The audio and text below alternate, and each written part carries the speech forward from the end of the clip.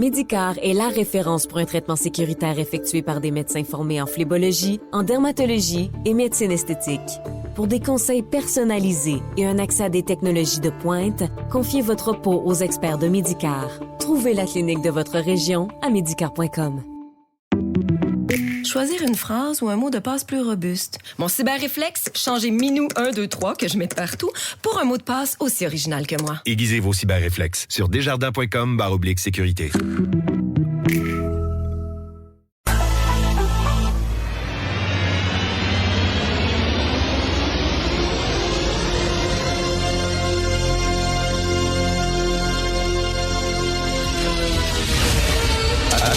Attention, cette émission est laissée à la discrétion de l'auditeur.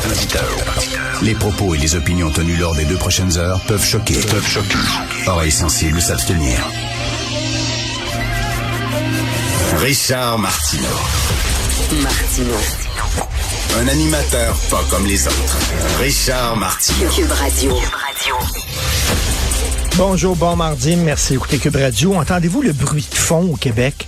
Le bruit de fond, regardez bien ça. On garde le silence, vous allez entendre, il y a comme un bruit de fond, écoutez ça. Les Québécois sont racistes, sont xénophobes, sont intolérants, ils sont contre les minorités, ils sont fermés. C'est ça, c'est un bruit de fond depuis quelque temps. Les Québécois sont racistes, sont intolérants, sont xénophobes, sont contre les minorités raciales, sexuelles, linguistiques. C'est un bruit de fond constant. Et ça me tape sur les cristinaires depuis quelque temps. Alors là, c'est Balarama Holness qui embarque dans le cœur des pleurnichards. Alors, il a donné une entrevue à la presse. Ma bataille pour les enjeux linguistiques, c'est une rébellion. Alors, écoutez bien ça. Je ne me considère pas comme un politicien. Je suis le chevalier de l'intégration des nouveaux arrivants. OK.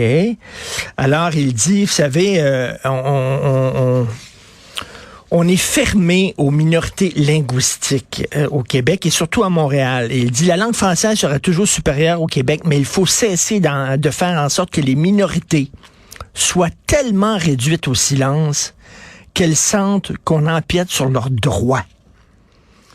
Et là, il dit, la norme aux Québécois, c'est qu'un Québécois, c'est un blanc francophone. Si tu rentres pas dans ce cadre-là, tu es exclu. Fuck you! Je suis plus capable de cette affaire-là. Là. Jusqu'où on va devoir s'ouvrir pour montrer qu'on est ouvert et qu'on n'est pas fermé? Il va falloir s'effacer, c'est ça. Tant qu'on va exister, on va être de trop, comme dit Mathieu Bock-Côté. Il va falloir s'effacer pour faire plaisir à ces gens-là. J'aimerais dire, parce qu'il se dit un rebelle et le défenseur des opprimés, parce qu'il dit qu'il est contre l'oppression que subissent trop de minorités à Montréal. J'aimerais rappeler à M. Holness qu'à Montréal, il y a eu des études très sérieuses qui le confirment, qui le démontrent, qui le disent. Si tu es un unilingue anglophone, c'est plus facile de trouver un job que si tu es un unilingue francophone. Il y a des quartiers à Montréal où on ne parle pas français.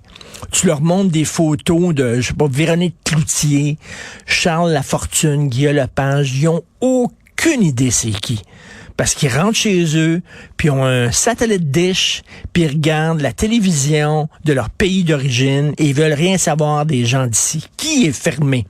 Qui est fermé face à l'autre? Régulièrement à Montréal, je me bute à des vendeurs qui ne parlent pas ma langue. Régulièrement. Hier, ma blonde est allée au gym où elle est abonnée. Elle avait un cours de yoga. Le cours était exclusivement en anglais. Exclusivement. Elle a dit, pardon, pouvez-vous, s'il vous plaît, donner des indications en français? Elle comprend, elle est bilingue. Mais Christy, a-t-on le droit? Il faut maintenant le demander, là, à genoux. Pouvez-vous parler dans ma langue chez nous? On est au Québec, on est chez nous, c'est en français. Et là, il y a des gens qui me disent, oui, mais là, si tu vas au gym à Westmount, c'était pas à Westmount, c'était à Montréal. Et même à Westmount, c'est aussi au Québec ou à Toronto. J'ai le droit de me faire aborder dans ma langue, d'être servi dans ma langue, d'avoir des cours dans ma langue, d'être soigné dans ma langue partout, que ce soit à West Island, que ce soit à Côte-Saint-Luc, que ce soit à Westmount, que ce soit partout. OK? Le problème, on fait rien que demander aux immigrants, pouvez-vous, s'il vous plaît, parler notre langue? Ah, c'est épouvantable, c'est fermé, c'est faire preuve d'intolérance incroyable. J'en reviens pas.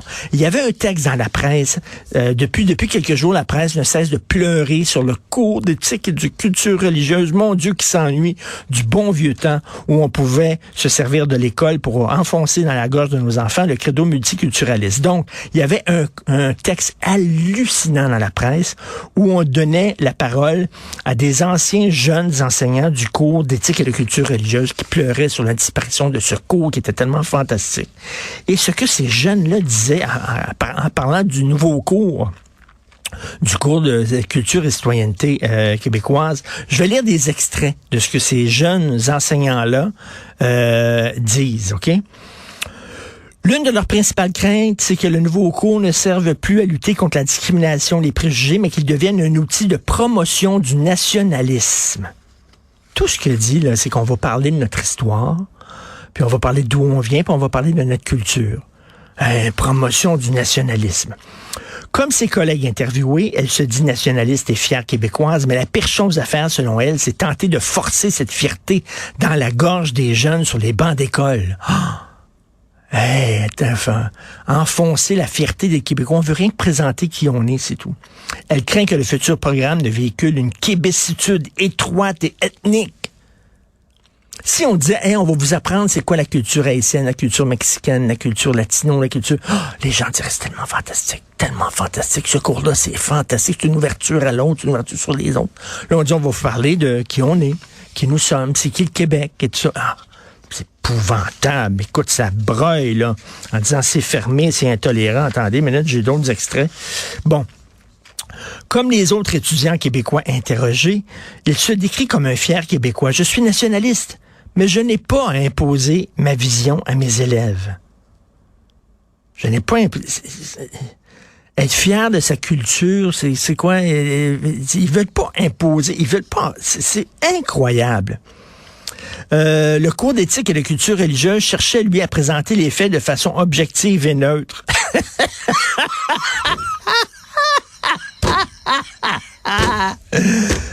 De façon objective et neutre, le cours d'éthique et de culture religieuse. Ben oui.